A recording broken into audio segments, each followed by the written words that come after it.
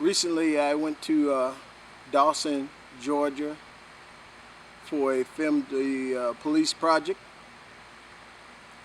because I was a little concerned about some incidents that happened in the past, uh, both in the media and with myself.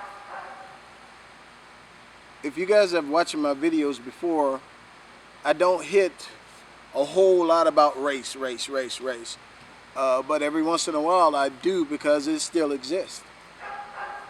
Dawson, Georgia, if you ever look up the Dawson 5, 5 black males that were rounded up around 1 o'clock in the morning because a storekeeper or shop owner got killed and robbed. So the police wound up everybody that they could find, and they happened to find 5 black males of poor education levels. And back then, that's when the polygraph was still new. And the sheriff told the individuals, unless you tell us what we want to hear, this here machine is going to electrocute you, boy. Look it up. It's the Dawson 5. Read the story. Make a comment if you like. My interaction with Dawson is going to be kind of funny. Shortly after college, I went to Grambling State University. Shortly after college, I started working for Hargett telephone contractors. I don't even know if they're still in business. And guess where I was sent to work? They had places all over the state, I think. And Dawson was what I got. They put you in a hotel and you work through the week, and then you go home on the weekends and you come back on the weekdays. So after one long day of work, I come in my room and I kind of leave the door open. Don't really think anything about it.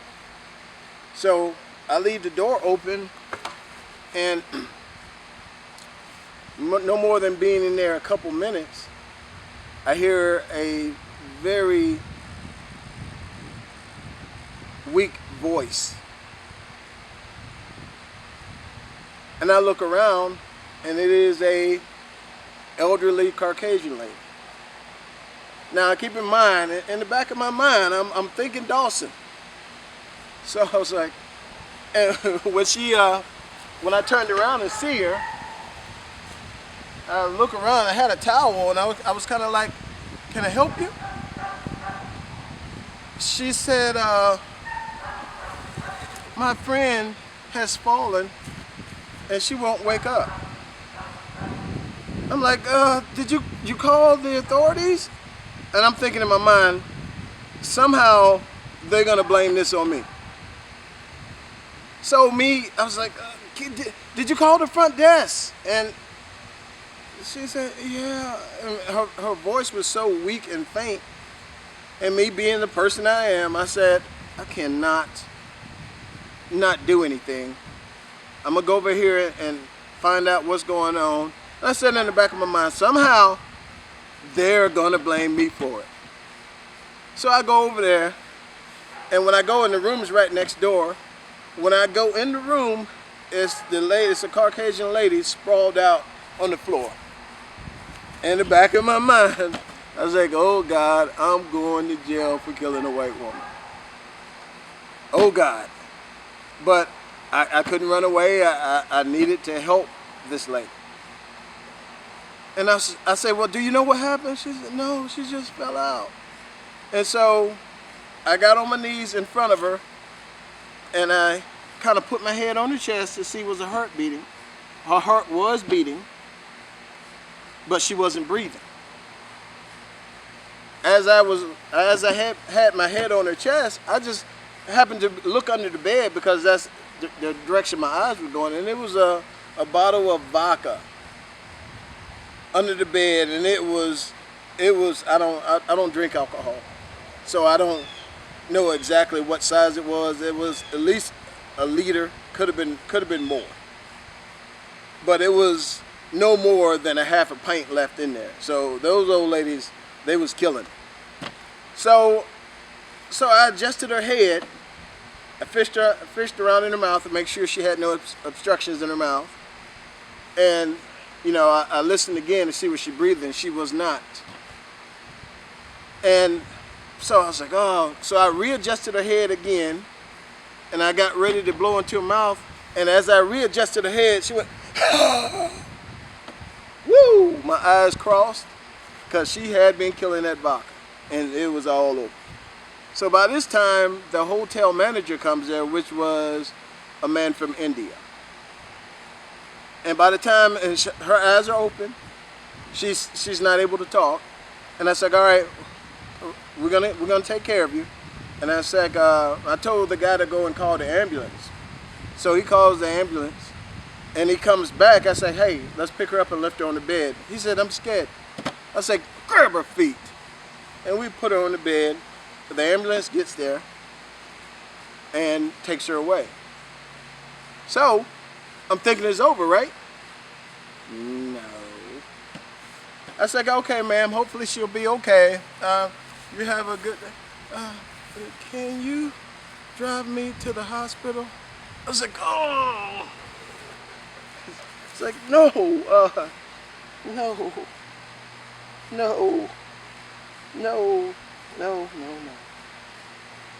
She said, I have my car out here. Ooh. Now keep in mind, this was around 88. So in the back of my mind, I was like, somehow they're gonna make this my fault. And so I was like, I'm a helpful nature type of guy. So I agreed to drive her. So I drive her to the hospital in their car. Even out of the kindness of my heart, when I get to the hospital, I told the lady to sit right there, and I went and got a wheelchair, and I started pushing in the wheelchair into the hospital. So we found the room that they took her to and all this other stuff. Now, keep in mind that I pushed her into the room. It was like, okay, you guys have a really good day. And she said, wait, sir. I was like, ah. She said, can you go and grab our stuff and bring it here? Somehow, they're gonna get me. Somehow. So, I go and I grab her stuff. By this time, when I go, I get all the stuff, I put it in the car. Now, it's an old LTD is the car that I'm driving. That's their car. So I make contact with some of my worker people. I say, hey guys, if I'm going to the hospital, and I kind of filled them in on what was happening. So if I don't end up at work tomorrow, check jail or a ditch somewhere to see if I'm dead. So while I'm kind of standing outside the workers' room, another LTD pulls in. And it pulls right, because I'm actually parked right in the middle of the lot. I'm not taking any parking spot or anything. So the other LTD pulls right behind it. This is a new model LTD. And so I'm still standing at the door telling these guys, hey guys, if I disappear, this is what's going on, and you can figure it out from there. So the LTD that pulled behind the LTD I was in said, excuse me, do you know who's driving this car? And I was like, yes, I am. So I walk out to the vehicle, and I can look at the faces that's in that car, and from the recall of the ladies that just helped, I could see a similarity. So I knew that it was family. So the individual, the male that was driving, says, okay, this is my daughter such and such. She'll take it from here. And I'm thinking, yes. I say, oh, yes, sir. He says everything in the car. I said, yes, I already got everything in the car. It's in the car ready to go. He said, everything in the car? And I still I hadn't got it yet. I hadn't figured out what he's saying yet. I was like, oh yes sir, everything's in the car, it's ready to go. Is everything in the car? Then I was like, you're accusing me of possibly stealing something. Now I'm doing all this out of the kindness of my heart. I was like, look, everything is in the car. He said, what's your name? I told him, Osei Jackson. He said, I'm Judge such and such from the criminal courts at such and such. He said, I'll remember you. What I got from that as if sooner or later, your black ass is gonna be in front of my court or in front of my bench, and I'll remember what you did here today to lessen your sentence, whatever it is that you've done. I was like, wow, seriously? Because when she asked me to come and pick up, get the stuff out of the hotel, I was ready to just, to leave and just walk back. It really wasn't that far. Probably a couple miles. I was good with that. And so when I helped them, and then it was like, even though I went out of my way to help these people I didn't know, I was accused of possibly stealing something. I was like, really? And instead of saying, hey, thank you for the effort that you've put in here today, thank you so much for helping my family, I got, hey, sooner or later, I'm Judge such and such, criminal courts. I'll remember your name, so whenever you up in front of me, which I know your black ass will be, I'll remember here and I'll shave a couple days off your sentence. That's what I got from it. But, so it was important for me to go to Dawson, Georgia to see some of the things that have changed and what hasn't changed. So I only got one stop in Dawson, and the officers were professional. They looked around and saw me, and they went on about their business, didn't seem concerned at all, like it's supposed to be. So I was surprised to see, and it was quite a few black officers. So I was surprised to see that, hey, maybe things are changing for the best. So I'll have a few minutes of that stop just to show you the officer's disposition and their behavior toward me. It's like I wasn't even there. And that's the way it should be. Thank you.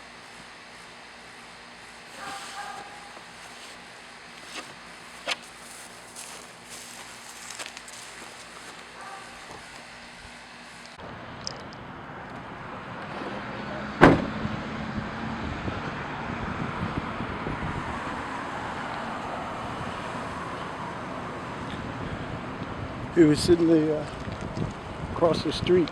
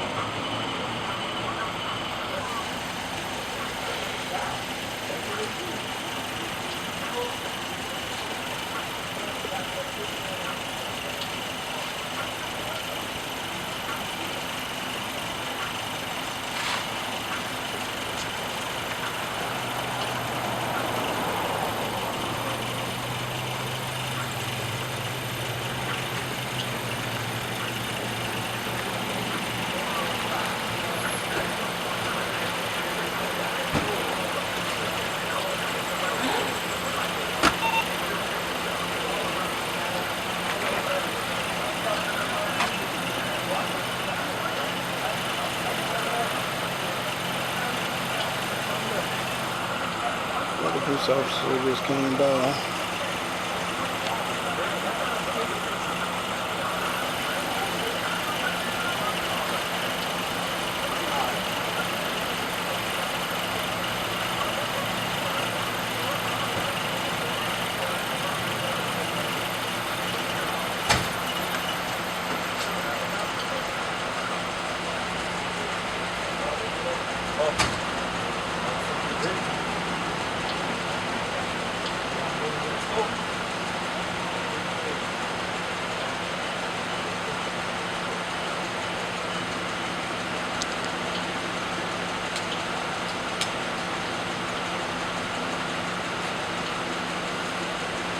They don't have car numbers. I'm in Dawson, Georgia.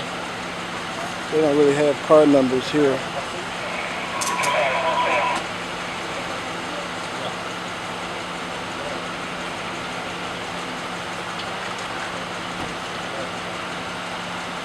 I think the second officer that pulled up didn't turn his lights on there, so usually if it's backup, once the backup gets here, he's supposed to turn on his lights also. 782, 585, 782, 585,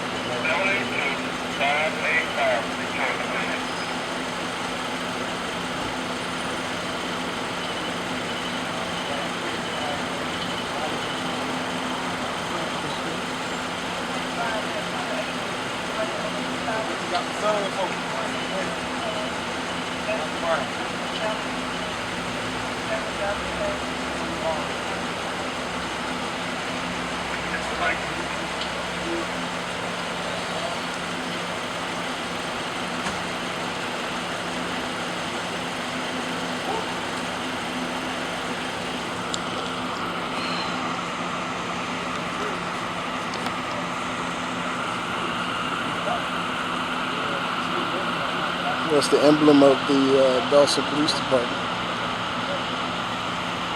It says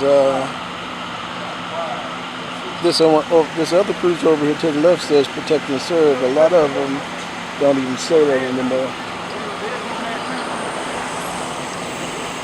I think he's got some baby mama drama or something going on, from what I can gather from what I'm hearing.